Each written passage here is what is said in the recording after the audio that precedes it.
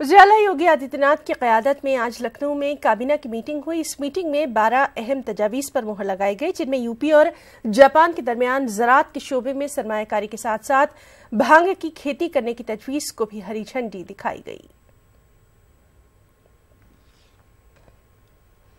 वहीं वज़ीर-ए-आला योगी आदित्यनाथ ने लखनऊ में rail park investors meet programme में रेल पार्क का लोगो और 3D मॉडल लॉन्च किया। इस दौरान उन्होंने कहा कि इससे यूपी की तरक्की को नई ऊंचाइयां मिलेंगी। उन्होंने ये भी कहा कि 1 लाख करोड़ रुपए की सरमायाकारी का निशाना मुकर्रर किया गया है। मुलायम सिंह यादव आज लखनऊ में अपने छोटे भाई शिवपाल यादव की नई पार्टी के दफ्तर पहुंचे और इस मौके पर मुलायम सिंह यादव का शानदार इस्तकबाल किया गया। इस दौरान शिवपाल यादव ने मुलायम सिंह यादव को मैनपुरी से लोकसभा इंतखाबात लड़ने के अलावा अपनी पार्टी यानी प्रगतिशील समाजवादी पार्टी लोहिया का सदर बनने का ऑफर भी दे डाला।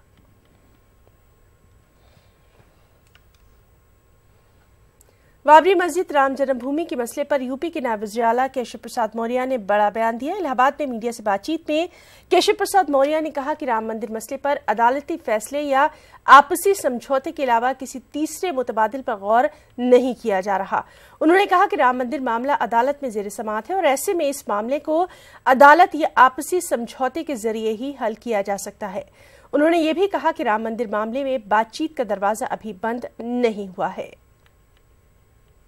अभी दोनों विकल्प, न न्यायालय का विषय समाप्त हुआ है, न समझौते का विकल्प समाप्त हुआ है। अभी दोनों विकल्प हैं, केवल अभी सुनवाई की तिथि टली है, इसलिए दोनों विकल्प के रहते हुए अभी तीसरे विकल्प के बारे में विचार नहीं है।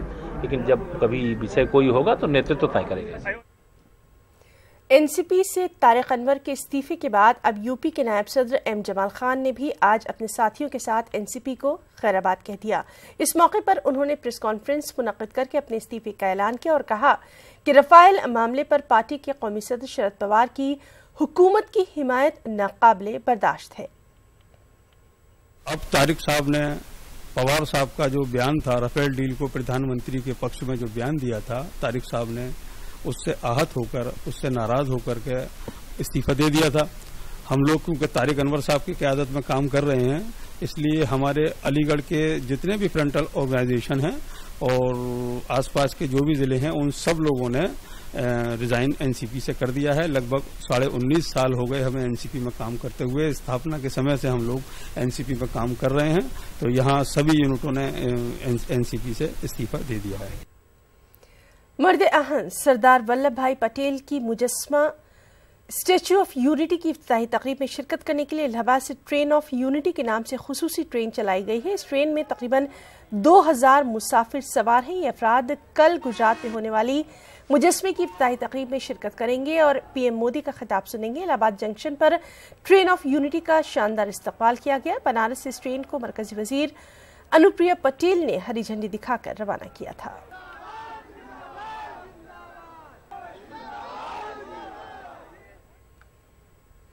आज पूरी दुनिया में नवासा रसूल शहीद करबला हजरत इमाम हुसैन का चहल्लुम नहायत अकीदत और एहतराम के साथ मनाया जा रहा है। अज़ादारी के अहम मरकज लखनऊ में भी चहल्लुम के सोगवार मौके पर अहले बैत से मोहब्बत करने वाले लोग नजराना अकीदत पेश कर रहे हैं।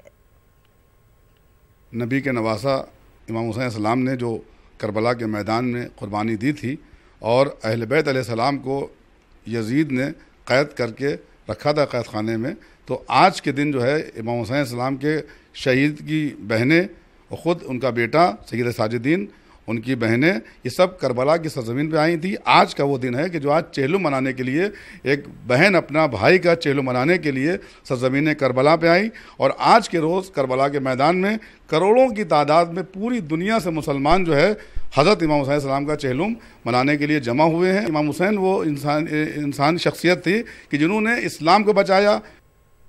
और वहीं एएमयू में भी नहायत अकीदत और एहतराम के साथ चहलुम का जुलूस निकाला गया। इस जुलूस में हजरत इमाम हुसैन और उनके रुफ़क़ा की शहादत को याद किया गया, उन्हें ख़राज अक़ीदत पेश किया गया। एएमयू के बैतुल सलवात से निकले अलम में सैकड़ों लोगों ने नोहा ख्वानी की। जुलूस में अलम की ज़ियारत की गई। इस मौके पर दहशतगर्दी के खिलाफ पैगाम आम किया गया।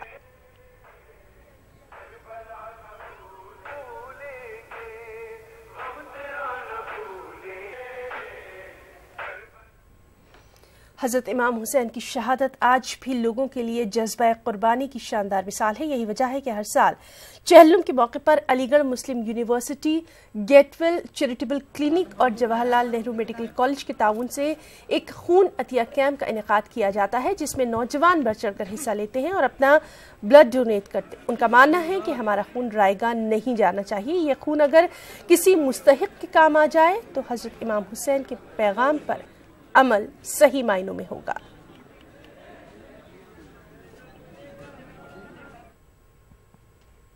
इमाम हुसैन और शोहदाए करबला की याद में माह मुहर्रम की पहली तारीख से माह सिफर तक मजालिस के इनेकाद का सिलसिला जारी रहता है। चेहल्लुम के मौके पर आज मेरठ की मुख्तलिफ इमाम बारगाहों में मजालिस अज़ा का इनेकाद किया गया और फिर शहर के अब्दुल्लापुर जैदी नगर सोसाइटी और छोटी करबला घंटाघर से जुलूस अलम बरामद किए गए। अज़ादारों ने बड़ी तादाद में मातमी जुलूस में शिरकत की।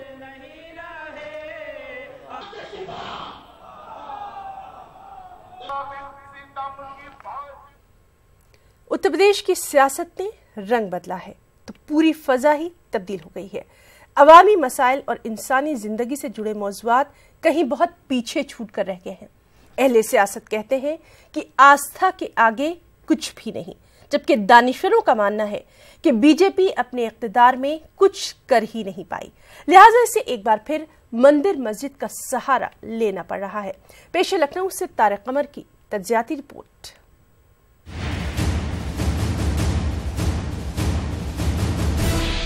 आइन पर यकीन रखने वाले और पुरअमन जिंदगी गुजारने के ख्वाह लोग अयोध्या तनाज़े से बेजार हो चुके हैं। इन्हें शिकायत है कि मनफी सियासत और मनफी जहनियत रखने वाले नाकाम अहले सियासत इस मौजू को हल करना ही नहीं चाहते।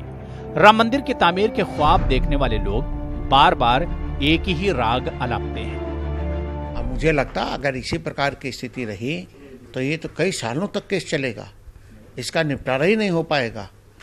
तो ये सब कांग्रेस करवा रही है। हिंदुओं को दोहरा रहा हूँ, सुप्रीम कोर्ट अपनी जगह पर है, आस्था सर्वोपरि है और हिंदुओं की आस्था से बढ़कर कुछ नहीं है। अगर उनका धार्मिक स्थल नहीं बनेगा तो उनकी भावनाओं को ठेस पहुंचेगी। कुछ लोग कहते हैं कि ये सिर्फ सियासत है, न इन्हें मंदिर से दिलचस्पी है और ना ही राम से, और ना इनकी निगाह में अदलिया का कोई एहतराम है। अगर कुछ है तो इलेक्शन जीतने और इक़्तिदार में पहुंचने की हवस। इनके बयानात से कुछ होने वाला नहीं है। मामला सुप्रीम कोर्ट में है और सुप्रीम कोर्ट अपने अंदाज से, जो उसका संवैधानिक अंदाज है, उसके लिहाज से उसको डील कर रहा है। लिहाजा ये कुछ कर नहीं सकते, सिर्फ बयान दे सकते हैं। तो बयानों से हमको मुस्तैद होने की कोई ज़रूरत नहीं, ना कोई तशवीश पैदा होने की ज़रूरत। 2019 का चुनाव सर पर है और उससे पहले ये विधानसभा के चुनाव हैं। 11 दिसंबर का जो रिज़ल्ट आएगा विधानसभा, जो राजस्थान और मध्य प्रदेश, छत्तीसगढ़ और मिज़ोरम में जो हो रहा है, वो हिंदुस्तान की राजनीति की दशा और दिशा तय करेगा। तो उससे पहले अचानक एक राम जन्मभूमि के ऊपर अयोध्या में मंदिर बनाने की बात का एक माहौल बनाया जा रहा है। मुस्लिम पर्सनल लॉ बोर्ड और बाबरी मस्जिद एक्शन कमेटी का इब्तिदा से यही मौक़िफ़ है कि अदालत का हर फैसला कबूल किया जाएगा, लेकिन दूसरा फरीक अब अदलिया को भी नजरअंदाज करने पर आमादा है। वो सिर्फ आस्था की बात करके राम मंदिर की तामीर चाहता है। न्यूज़ 18 उर्दू के लिए लखनऊ से तारिक कमर की रिपोर्ट। रुकना चाहेंगे एक ब्रेक के लिए।